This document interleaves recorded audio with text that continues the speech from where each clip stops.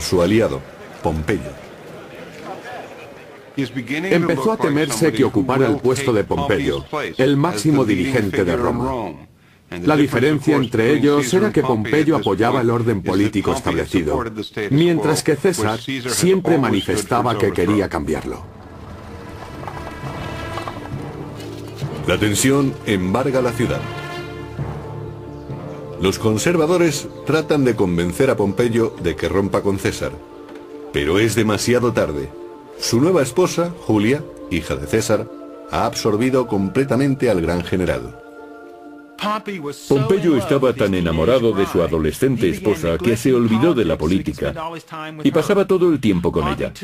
Constantemente viajaban para visitar los más bellos jardines y parques de Italia.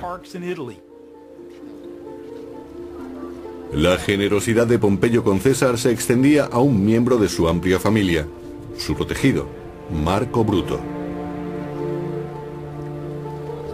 Pompeyo concedió a Bruto un lucrativo puesto en una de las provincias orientales, permitiendo que el joven ascendiera en el escalafón político, al igual que su mentor. Al proteger Pompeyo los intereses de César en Roma, este dirige su atención a ciertos rumores de invasión del reino galo de Aedui. Aedui es una región bucólica, no acostumbrada a la violencia.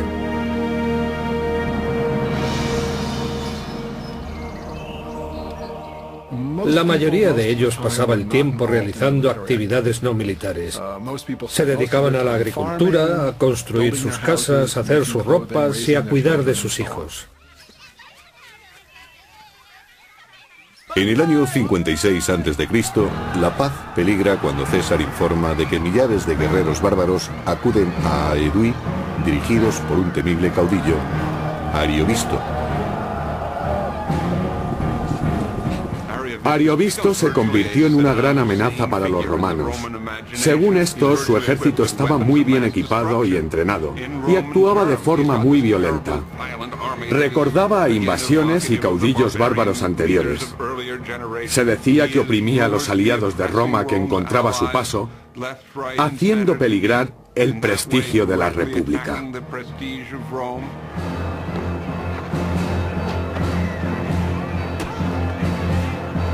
Tal agresión, según César, no debía ser tolerada.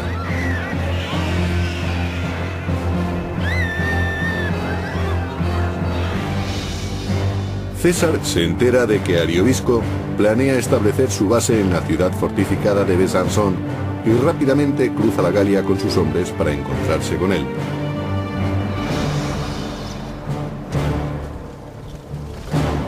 Según el famoso biógrafo clásico Plutarco, el ejército clamaba por el combate mientras seguía a César al campamento enemigo, a 30 kilómetros. Cuando las legiones romanas estuvieron cerca, los bárbaros recurrieron a sus dioses paganos para que les guiaran en el combate. El ejército de Ariovisto, como todos los ejércitos de la antigüedad, llevaba sacerdotes, videntes y chamanes.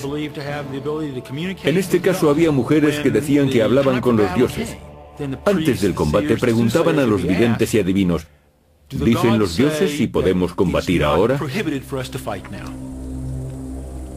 Las armas, el agua, el movimiento de las estrellas, todo podía ser una señal que mandaban los dioses. Por medio de sus tótems, los adivinos predijeron que Ariovisto no ganaría esta batalla antes de la luna nueva.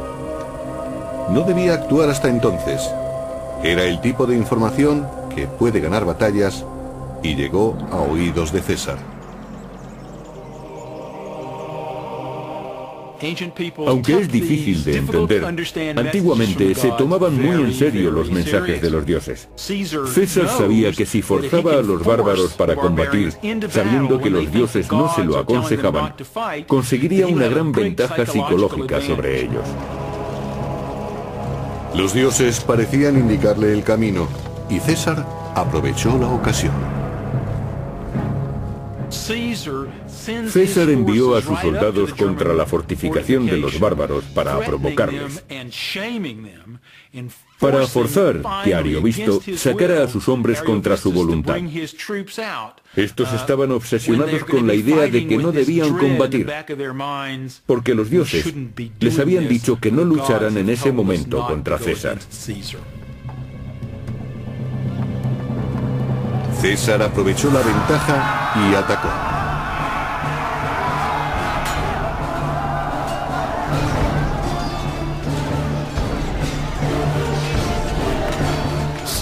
César no reparaba en eliminar personas.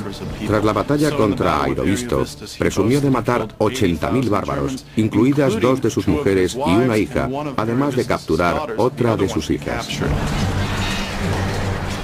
Ariovisto pudo escapar y marchó a Germania, dejando a César dueño de las Galias.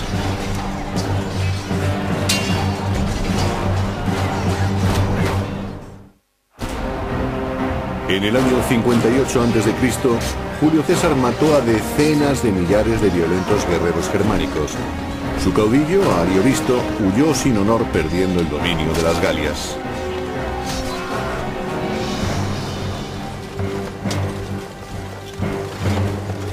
Ahora, con total libertad, como había planeado, César puede anexionarse los reinos de las Galias y presentarse como liberador. Sin embargo, algunos no dieron la bienvenida al gobierno romano. Perdieron su independencia política. Eso puede que no importara a algunos de los elegidos. Los jefes en particular obtuvieron todo tipo de beneficios políticos y materiales. Pero sabemos que a mucha gente no le gustaba ser gobernada por extranjeros. En los 3 años siguientes, César abandonaría su disfraz de protector. No solo sometió a las tribus bárbaras del norte y del oeste, sino que cruzó el Rin y el Canal de la Mancha para invadir Germania y Britania. Fue el primer romano en hacerlo. Informando y promocionándose al mismo tiempo, César enviaba a Roma los emocionantes relatos de sus conquistas. Aunque rodeados por miles de nativos, mis hombres se defendieron con la mayor valentía durante 4 horas y mataron muchos británicos a cambio de solo unos pocos hombres heridos.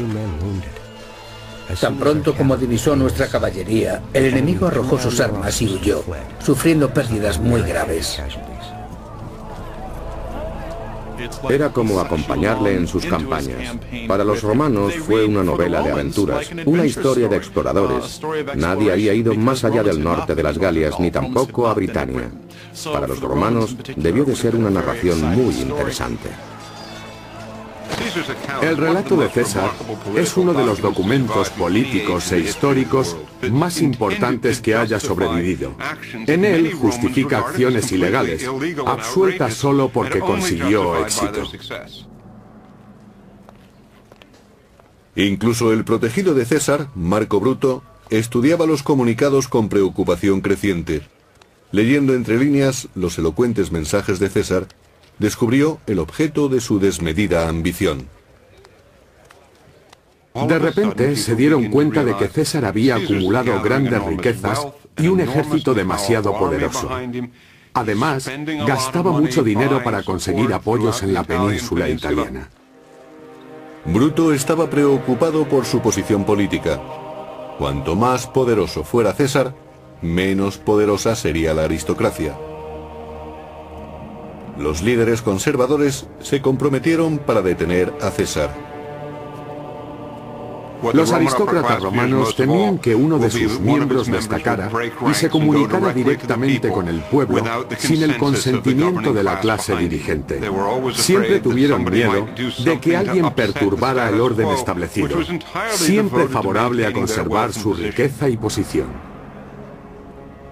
Para detener la creciente amenaza, César tuvo que pedir un favor a su antiguo aliado Craso. Él era el único que no temía su creciente popularidad. Su inmensa riqueza le aislaba de los devaneos políticos. Mediante sobornos y astucia pudo contener a los enemigos de César y volvió a ganar otro periodo consular y un mando militar, el primero en casi 20 años.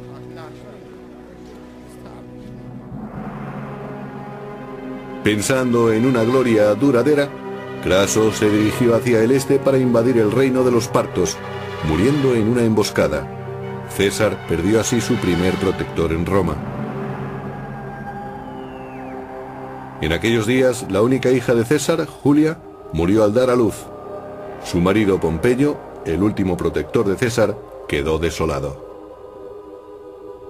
El niño murió un par de días más tarde. Pompeyo quedó consternado, y la pérdida de su amada esposa y el hijo que le había dado acabaron por destruir su alianza con César. Sus emociones le sobrepasaron y rompió con su antiguo aliado. El triunvirato había terminado. Pompeyo y César eran ahora enemigos. La suerte estaba echada. El enfrentamiento sería definitivo. Según aumentaban las luchas políticas, los partidarios de los dos titanes se manifestaban en la calle, cada facción decidida a acabar con la otra. Roma estaba sumida en un caos político. La violencia se había convertido en la norma. En las campañas políticas, las distintas bandas peleaban hasta en la calle. En medio de aquel desorden, el edificio del Senado, la sede del gobierno de Roma, ardió hasta los cimientos. La situación en la ciudad era desesperada. También en las Galias el ambiente se volvió peligroso para César. Un carismático caudillo llamado Vercingetorix arengaba a los galos en su región de Auvergne para levantarse contra los romanos.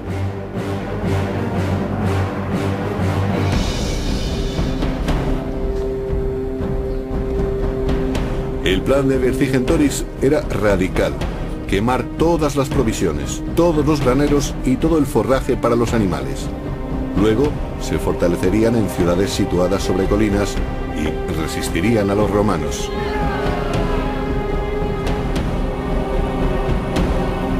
Cuando sus posesiones estaban en llamas, la solución debió parecerles a los galos demasiado peligrosa. Sin embargo, su sacrificio sorprendió y alarmó a los romanos. Vercingetorix trataba de destruir la logística del ejército romano. Alimentar a los soldados era un gran problema, y cuanto más se alejara César persiguiendo a los galos, más tendrían que racionar sus provisiones, que a su vez resultarían más fáciles de cortar para conseguir que las tropas pasaran hambre. Con las reservas de comida descendiendo rápidamente, los romanos solo tenían dos alternativas: quedarse y pasar hambre o retirarse. Pero César nunca pensó en retirarse.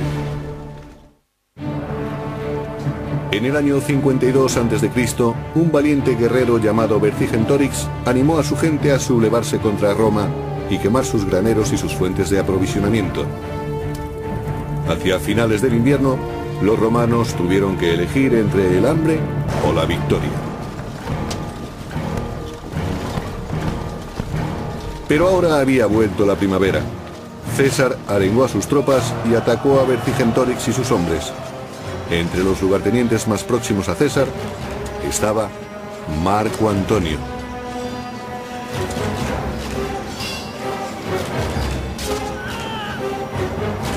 Marco Antonio era un valiente soldado con mucha energía y se unió a César aportando gran experiencia de campo. A César le gustaba tenerlo a su lado. Atacaron Gergovia, donde Vercingetorix y su gente opusieron una tenaz resistencia. La batalla fue brutal. César luchó junto a sus soldados y pudo salvar la vida, pero el combate fue un desastre.